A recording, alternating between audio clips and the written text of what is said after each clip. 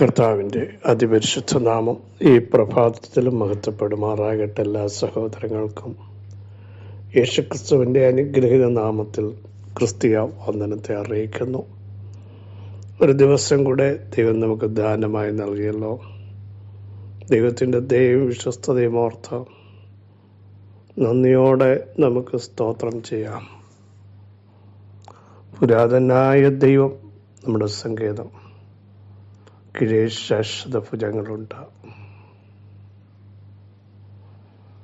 പ്രിയ സഹോദരങ്ങളെ, വീഴുവാൻ തക്കവണ്ണം പലപ്പോഴും ശത്രു നമ്മെ തള്ളിയപ്പോഴും അവിടുത്തെ ശാശ്വത ഭുജങ്ങളാൽ നമ്മളെ വഹിച്ചതിനാൽ നന്ദിയോടെ സ്തോത്രം ചെയ്യാം.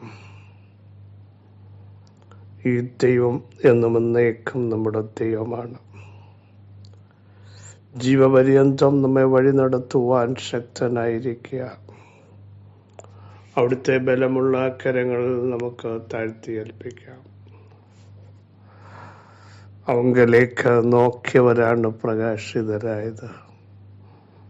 അങ്ങനെയുള്ളവരുടെ മുഖം ലജ്ജിച്ചു പോകാൻ എൻ്റെ ദൈവം അനുവദിക്കുകയില്ല. മറിയ പറഞ്ഞതുപോലെ, ശക്തനായവൻ എനിക്ക് വലിയവ ചെയ്തിരിക്കുന്നു. അവൻ്റെ നാമം പരിശുദ്ധം തന്നെ. പരിശുദ്ധനായ ദൈവമാണ് വലിയവ ചെയ്തിരിക്കുന്നത്. അതുകൊണ്ടാണ് അവിടുത്തെ നാമം പരിശുദ്ധമായിരിക്കുന്നത്.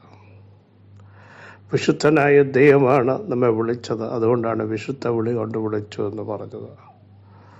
സ്വർഗീയ വിളി കൊണ്ട് വിളിച്ചു എന്ന് പറയുമ്പോൾ സ്വർഗസ്ഥനായ ദൈവം നമ്മെ വിളിച്ചു. അതുകൊണ്ട് ആ വിളി സ്വർഗീയ വിളിയാണ്. പരമവിളി എന്ന് പറയുമ്പോൾ പരമോന്നതനായ എല്ലാ ദേവന്മാരെക്കാളും ശ്രേഷ്ഠനായ ദൈവം നമ്മെ വിളിച്ചത് കൊണ്ട് ആ വിളി പരമവിളിയാണ്. ശ്രേഷ്ഠ വിളി കൊണ്ട് അവിടുന്ന് വിളിച്ചു എന്ന് പറയുമ്പോൾ ശ്രേഷ്ഠനായ ദൈവമാണ് നമ്മെ വിളിച്ചതെന്ന് ഓർക്കണം. അതുകൊണ്ട് അത് ശ്രേഷ്ഠ വിളിയാണ്. അങ്ങനെയെങ്കിൽ നമ്മുടെ വിളിയെപ്പറ്റിയും തിരഞ്ഞെടുപ്പിനെ പറ്റിയും ഒരു ഉറപ്പ് നമുക്കെല്ലാ കാലഘട്ടത്തിലും ഉണ്ടാകും. എന്നെ വിളിച്ചവനാരാ? സ്വർഗസ്ഥനായ ദൈവം, വിശുദ്ധനായ ദൈവം, പരമോന്നതനായ ദൈവം, ശ്രേഷ്ഠനായ ദൈവം എന്ന ഒരു ഉറപ്പ് എല്ലാ കാലത്തും നമ്മളെ ഭരിക്കണം. ആ ഒരു ഉറപ്പുണ്ടെങ്കിൽ പതറത്തില്ല, സംശയിക്കത്തില്ല. പൗലോസിനോട് ചേർന്ന് നമുക്ക് പറയാൻ പറ്റും, എനിക്കറിയാം ഞാൻ ആരെയാ സേവിക്കുന്നതെന്ന്, ഞാൻ ആരെയാ വിശ്വസിച്ചിരിക്കുന്നതെന്ന്.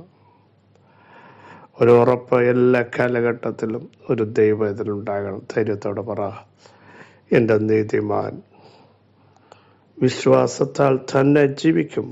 യേശുവിൻ്റെ നാമത്തിൽ വിശ്വാസത്തിൻ്റെ നായകനും പൂർത്തി വരുത്തുന്നവനുമായ ആ കർത്താവിനെ നോക്കണം. അവിടുന്ന് നമുക്ക് നൽകുന്ന വിടുതലുകൾ ഓർക്കണം. ദൈവം നൽകിയ സൗഖ്യം ഓർക്കണം. അവിടുത്തെ വിശ്വസ്തത ഓർക്കണം. അവിടുന്ന് നൽകിയ ശ്രേഷ്ഠകരമായ പാന്താവുകൾ ഓർത്ത്, തുറന്ന വഴിയുടെ ശ്രേഷ്ഠതകൾ ഓർത്ത് നന്ദിയോടെ സ്തോത്രം ചെയ്യാൻ എല്ലാ കാലഘട്ടത്തിലും നമുക്കിടയാവണം. ദാവീദ് പറയുന്നു, അതുകൊണ്ടാണ് ഞാൻ യഹോവയെ ഒരു ദിവസവും നല്ല എല്ലാ കാലത്തും വാഴ്ത്തും. അവിടുത്തെ സ്തുതി എപ്പോഴും എൻ്റെ നാവിന്മേൽ ഇരിക്കും.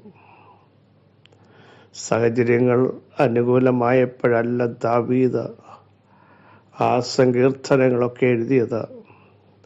ജീവിതത്തിൻ്റെ പ്രതിസന്ധി ഘട്ടങ്ങളിൽ ഓടിപ്പോകേണ്ടി വരുന്ന അവസ്ഥകളിൽ, ശത്രുശക്തിയുടെ കയ്യിൽപ്പെടുമ്പോഴൊക്കെ പറയുകയാണ്, ഞാൻ യഹോവയെ എല്ലാ കാലത്തും വാഴ്ത്തും. അവിടുത്തെ സ്തുതി എപ്പോഴും എൻ്റെ നാവിന്മേലുണ്ടാകും. കാരണം ദൈവം നന്മയല്ലാതെ ഒന്നും ചെയ്തിട്ടില്ല. സകല തിന്മകളിൽ നിന്നും ദോഷത്തിൽ നിന്നും വിടുവിച്ചൊരു ദൈവമുണ്ടാകും. ദൈവത്തെ സ്നേഹിക്കുന്നവർക്ക്, നിർണയപ്രകാരം വിളിക്കപ്പെട്ടവർക്ക് തന്നെ സകലവും നന്മയ്ക്കായി കൂടി വ്യാപരിപ്പിക്കുന്ന ഒരു ദൈവമല്ലേ പ്രിയ സഹോദരങ്ങളെ നമ്മുടെ ദൈവം.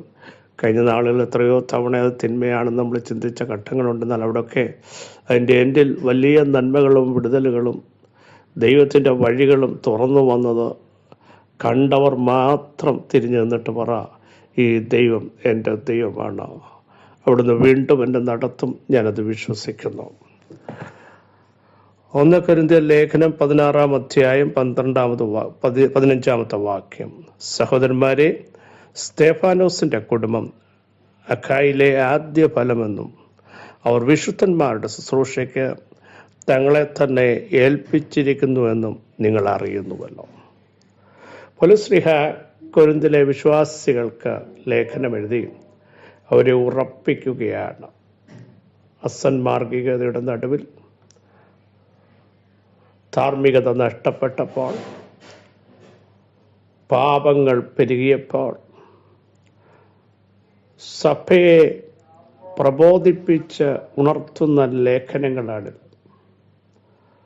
ഒരു ഭക്തൻ എങ്ങനെ ആയിരിക്കണമെന്നും കൃപ പെരുകേണ്ടതിന് പാപം ചെയ്യുകയെന്ന് ഒരു നാളും അരുത് എന്നും കർത്താവ് യേശുക്രിസ്തു മുഖാന്തരം എല്ലായിടത്തും എല്ലായ്പ്പോഴും ജയമുണ്ടെന്നും യേശുക്രിസ്തു മുഖാന്തരം ജയം നൽകുന്ന ദൈവത്തിന് സ്തോത്രമെന്നും പരിശുദ്ധാത്മ ശക്തിയോടെ ജീവിക്കണമെന്നും അന്യഭാഷയിൽ സംസാരിക്കുന്നവൻ മനുഷ്യരോടല്ല ദൈവത്തോടത്രേ സംസാരിക്കുന്നതെന്നും തനിക്ക് തന്നെ ആത്മീയ വർധന വരുത്താൻ അത് കാരണമാകുന്നുവെന്നും ദൈവം നൽകിയ കൃപാവരങ്ങൾ ജ്വലിപ്പിക്കണമെന്നും ആത്മാവിനെ അനുസരിച്ച് ജീവിക്കണമെന്നും ഒക്കെ വ്യക്തമായി ഈ 2 ലേഖനങ്ങൾ നമ്മെ പഠിപ്പിക്കുന്നുണ്ട്. പാപത്തിൻ്റെ നടുവിൽ വ്യത്യസ്തരായി ജീവിക്കാൻ, തീഷ്ണതയോടെ ജീവിക്കാൻ, ഞാൻ നിങ്ങൾക്ക് വേണ്ടി മൃഗയുദ്ധം ചെയ്തു എന്നൊക്കെ പറഞ്ഞ് അത് വെറുതെയായി പോകരുതെന്ന് പറഞ്ഞ് ജനത്തെ ഉദ്ബോധിപ്പിക്കുന്ന ഭാഗങ്ങളും ഇതിനകത്തുണ്ട്. ഇവിടെ പറയുന്നു, ഒരു കുടുംബത്തെ പരിശുദ്ധാത്മാവ് വ്യക്തമായി എടുത്തു കാണിക്കുന്നു. സഹോദരന്മാരെ, സ്തേഫാനോസിൻ്റെ കുടുംബം, ആ കുടുംബം പ്രാർത്ഥിക്കുന്ന കുടുംബമായിരുന്നു. അവിടുത്തെ ആദ്യ ഫലമായിരുന്നു. ഇഷ്ടം പോലെ നടന്ന കുടുംബമല്ല, വിശുദ്ധിക്ക് വേണ്ടി ജീവിച്ച കുടുംബം, വേർപാടിനു വേണ്ടി ജീവിച്ച കുടുംബം, മാത്രമല്ല കർത്താവിന് വേണ്ടി ഏതറ്റം വരെയും പോകാൻ തയ്യാറായ കുടുംബം, പ്രമാണം മുറുകെ പിടിക്കുന്ന കുടുംബം, ഉപദേശത്തിനകത്ത് കോംപ്രമൈസ് വരുത്താത്ത കുടുംബം. സ്തേഫാനോസിൻ്റെ ഒറ്റ പ്രസംഗം നമുക്കറിയാമല്ലോ. മാനസാന്തരപ്പെടാൻ ദൂത് പറഞ്ഞപ്പോൾ തനിക്ക് വന്നത് ഭൂമത്തെയല്ല കല്ലേറായിരുന്നു. അങ്ങനെ തകർക്കപ്പെട്ട ജീവൻ വെടിഞ്ഞ ഒരു മനുഷ്യനാണ് സ്തേഫാനോസ്. ആ കുടുംബം കർത്താവിനു വേണ്ടി അതുപോലെ നിന്നു. Praise the Lord. അവിടെ